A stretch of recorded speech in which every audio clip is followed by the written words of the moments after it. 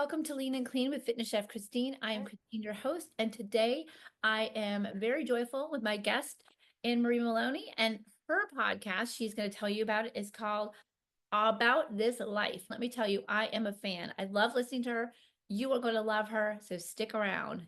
Take it away, Anne-Marie. You tell us all about you. Christine, thank you so much for having me on as a guest. It's a joy. And for all of your viewers, if you see dots floating around your screen, that is not your eyes. I see them. It's I like mean, little rainbows. yes, your eyes are not betraying you. I have this little, it's kaleidoscope. Is that the word I'm looking for? It's attaches to my patio door, and when the sun is out, it turns around, and so that's the circles of light you're seeing around me. Yes, I am host of About This Life podcast, but before that, I wanted to talk about food since I'm clean and lean with Christine. Right? Especially, I had the joy and the privilege. Oh my God, CNN got it right. They got it right to watch Luther, as in Luther Vandross, the singer extraordinaire, the producer, the songwriter. Oh my goodness. First of all, they had me jumping up for joy. And then when I'm singing along the songs, I grew up on Luther Vandross, so I knew the songs. I know the songs. And I'm singing and I'm like, yeah, I remember when that song came out and I remember where I was. And then they had me crying by the end of by the end of the movie. But and it's not a movie, it's a documentary. By the end of the documentary, I'm crying because the last half hour segment of the show goes into a little bit of some of his struggles, and one of his struggles was with food. Really? Yes, he talked about food. And in the Black community, we talked about Luther. There's big Luther and then there's skinny Luther. And first of all, that language is hurtful. And in the documentary, how they did it with class and taste, because they had interviews and clips of Luther describing his battles with food. And he talks about eating and waking up in the morning and wanting to grab food and just stuff himself. Interesting. What, yeah. And then he made some decisions at one point that he's not going to do that anymore. He lost over 100 pounds That did, because of it. or he just decided one day just to change his life. He decided to change his life, that it was not serving him. And he changed his life, but unfortunately, he gets into a car accident. And one of the passengers dies. And so the trauma of that Is he driving? being a I'm not sure if he was driving. The documentary didn't say, but he survived. There were three people in the car. He survived. One person passed away and another person survived. And so he went back to food. Yeah. Yeah. So he be A yeah. lot of people find comfort in food. And I often say, like, sugar is a super addicting thing. So a lot of people, the first thing they turn to is sugar. And when you're lacking sleep, you go for sugar. And when you're feeling sad, you go for sugar because it gives you the instant dopamine hit. And so I can see if he's going through something really traumatic, that becomes something Mhm. for. Absolutely. It's comfort food. And Christine, as a chef, you would know this, that sugar is in everything. It, When everything. I read my labels, you mean to tell me sugar is in popcorn? Everything. And in fact, coming up next week, I have the pleasure of going to work with women who have been trafficked, who are trying to Mm, get their life back together, but their nutrition isn't so great because they've never had to deal with that before. So part of what I'm going there for is to teach them how to make good nutritious choices. And also they're going to work in a cafe to get some life skills of how they can make money. And so we're going to work on customer service and serving people. So it's going to be a really big experience for me as well as for them, hopefully. But it is something to be mindful about, and it can get out of control real easily, especially if we're full of emotions. We just want to go for that comfort food. or what I call food-like products. Yes, food like I say if it's in a box or a can, it's not good for you. It's not food. So It's food. like what exactly is it? And that extends to our pets as well. What exactly is in the pet food that we are feeding our beloveds? My pet is It, spoiled. I make her food. you make her food? Do. Okay. She's a spoiled. Okay. She won't even use kibble. She looks at it, what are you doing? You I know? gotta tell you. So I would like to talk about the positive things about food because that's what came up for me, but as well as the negative aspects and some things we can do about it. So one of the things to know about me, Anne-Marie, and yes, occasionally I do call myself in third person. That's just me, is poetry is my jam. And I'm still you're amazing at it. Thank you so much.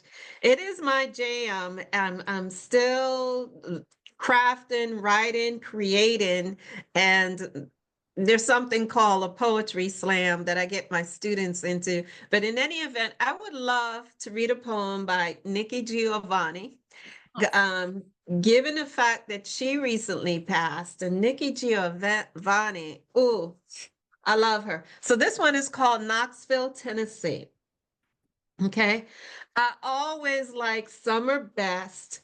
You can eat fresh corn from daddy's garden and okra and greens and cabbage and lots of barbecue and buttermilk and homemade ice cream at the church picnic and listen to gospel music outside at the church homecoming and go to the mountains with your grandmother and go barefooted and be warm all the time, not only when you go to bed and sleep. That is Knoxville, Tennessee by Nikki Giovanni. I love this poem because when she talks about the greens and the cabbage and the corn, uh, uh, food brings us together. Food brings us together, whether that's Sunday dinner, whether that's okay, you haven't seen your parents in a while and they say, come on over, we have some food for you. And food is the one thing that will bring you and your siblings together, for example. It's just that binder. Memories. It evokes memories. Yes. I mean, there are certain foods, most of my parents have passed, but there are certain foods that I associate with each one of them. My mom was Lebanese, so all that Lebanese food, when I see it, I'm just brought back all the memories. It's just great. I love that about it. And that's part of why I went to culinary school because I'm so connected with food. Food is my love language. When people come over, I can't get the food out fast enough. I love to feed people. Do you have a favorite? Do you have a favorite dish or is it too many? It's just too many. My favorite thing to make is breads, but in terms of the food, Mm. that's a tough one. A really good steak on the grill brings back a lot of memories. Yorkshire pudding, we used to have that on Sundays. Now, I live in the South, which is not that's not a normal thing, but my dad had English background and he loved it. So we made it. Mhm. Oh, it's just those memories connected with certain foods that just Yes. I think everybody has those. Everybody. Yes. And Absolutely. even the weird things like bologna and mustard on white bread, stuff I would never eat now, but as a kid, I thought it was awesome. I remember Wonder Bread is what we called the bread. Bread, the white bread that's fluffy and made out of God knows what. Yes. And it was so soft. And I have my favorite, for example, New Year's Day. It's tradition to eat black-eyed peas. Do you put a ham hock in it when you cook it? You're supposed to, but I don't. You I, cheat. I just cook it in chicken stock. Try not to eat the pig too much. I understand. Yeah, because I think you do have it like the people that do that and take out the ham hock and don't eat the ham hock, and the people that just cook it with the ham hock, and then there's people that don't do it at all. But the tradition is alive. Like I know tons and tons of people that's what they had on New Year's Day. Yes. That's what I had on New Year's Day. And I had the fresh corn and I did have the sweet potato with it. So as you say, the food, it brings back memories and it dates back to the experiences that you have with people. And that's the beautiful thing about food. There's a downside. There's Too too much of much of anything. We're about to say the same thing. We're in sync. Too much of anything is not good for you. my allergies are terrible today. The weather changed like boom. I know. It changed up here too, but I'll keep talking while you drink some You can water. chat, you can chat. I want you to tell everybody a little bit about your poetic voices and all the work that you've done with museums. It's amazing. You got to brag on yourself. I'm going to brag on myself just a little bit. So, just to talk about the poetic voices as an educator, I'm known in my school for my poetry slams. And there will be a poetry slam this April. We have it every year. And the exciting thing about it is I teach English. I teach kids how to analyze things, right? Analysis, argumentation, and all those wonderful things. But poetry comes from the heart. Poetry is feelings, poetry is emotion, and you get into yourself and have a clear idea of what that is like. Poetry will take you places that regular writing won't. It's different than journal writing. There's some similarities, but there's some differences. And for example, in poetry, we get into the imagery. We get into using words, using our vocabulary, because we just want that lyrical sing song. Sometimes I go into that tilt or lilt, I should say. Um, but then you can come hard and you can come fast and you can just throw it and just throw out some words, throw out some bars. So poetry comes from that place in your heart that you want to be able to express. And I don't just do it for kids, I do it for adults, That's amazing. which is, yeah, I need to it's participate sometime because I have zero abilities to do that. that's what everybody says. I Everybody says that, but if trust me, because one of the other things I do is that I coach other educators. And so I work with adults, and what we get into is into the heart space. I couple it with some music, and everybody knows how to write poems. You just might have had a negative reaction to it when you were young, or you thought you're supposed to rhyme. Here's a secret. You don't have to rhyme. I wish I had you as my English teacher when I was young. There was Thank you. You don't have to rhyme. You don't have to rhyme. It's cute. It's fancy as a hook, but you don't have to rhyme. And as long as we can create some images. So in essence, I show you how to create images. And then once those images are created, guess what? Your heart begins to open and overflow. And then when you hear other people spit their bars, then you want to spit your bars too. So that's what Poetic Voices is all about. And I bring that gift in, that skill set to Becoming Enough is my online community. So I'd like people to know about that as well, because have you ever experienced people who are like insecure about themselves? You mentioned the girls, the women you're about to help, right? Been through some trauma? yes. Oh my goodness, yes. Yeah. So when people have gone through trauma, when people feel that they're not good enough, when you feel that you're not worthy enough, that you're insufficient, you feel less than, your self-esteem takes a huge hit.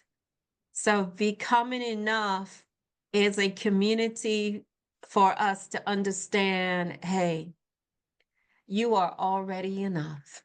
So Becoming Enough is that safe space.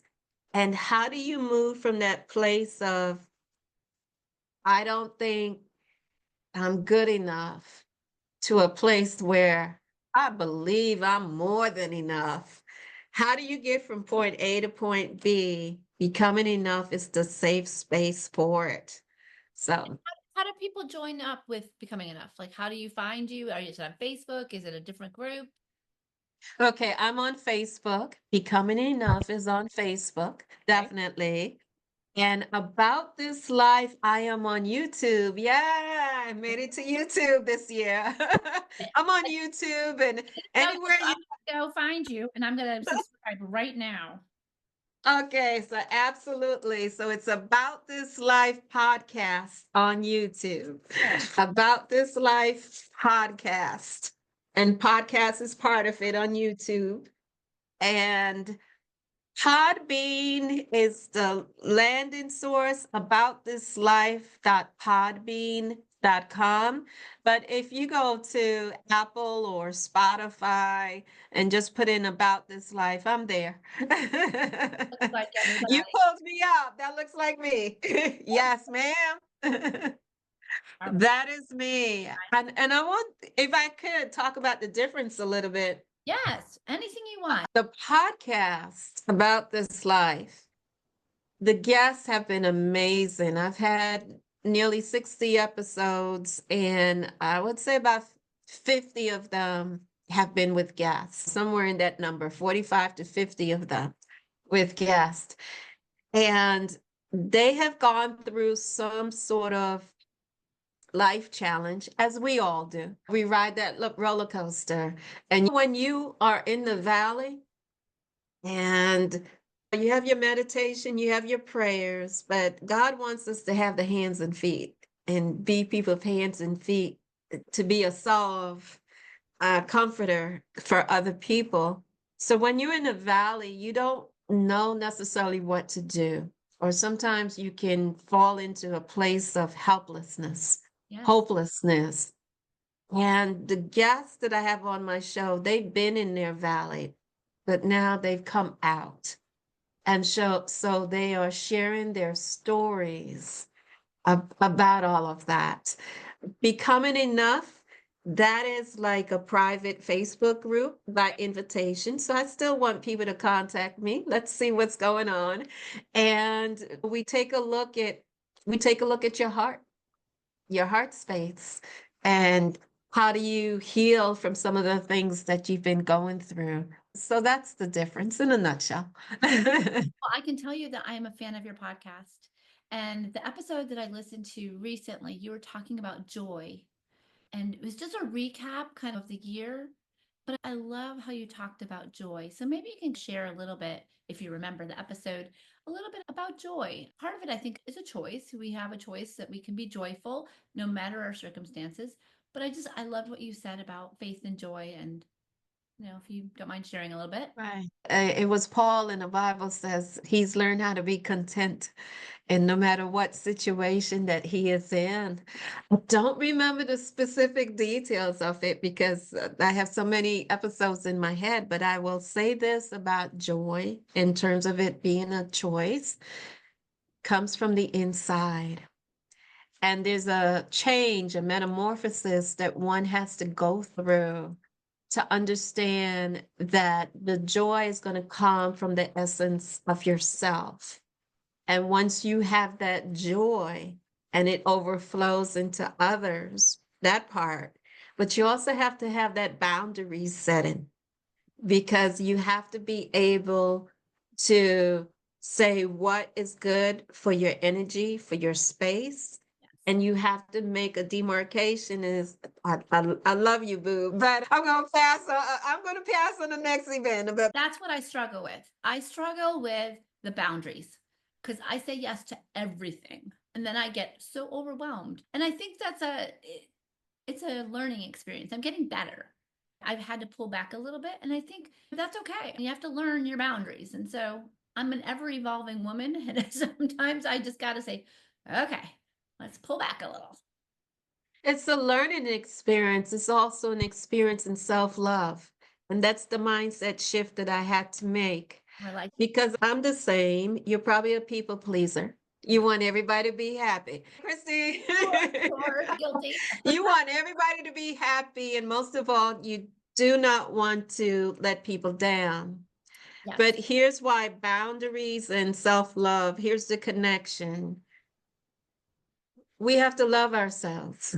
And we know what saying yes all the time does to our lives, to our schedule. And sometimes we have to say, this is for me, but maybe not right in this moment. Right. Maybe I have to stagger something. Maybe I have to make some different decisions. And in that way, you honor yourself. You have to practice to honor I'm working on it. this Girl. I'm working on it. the sacredness of no.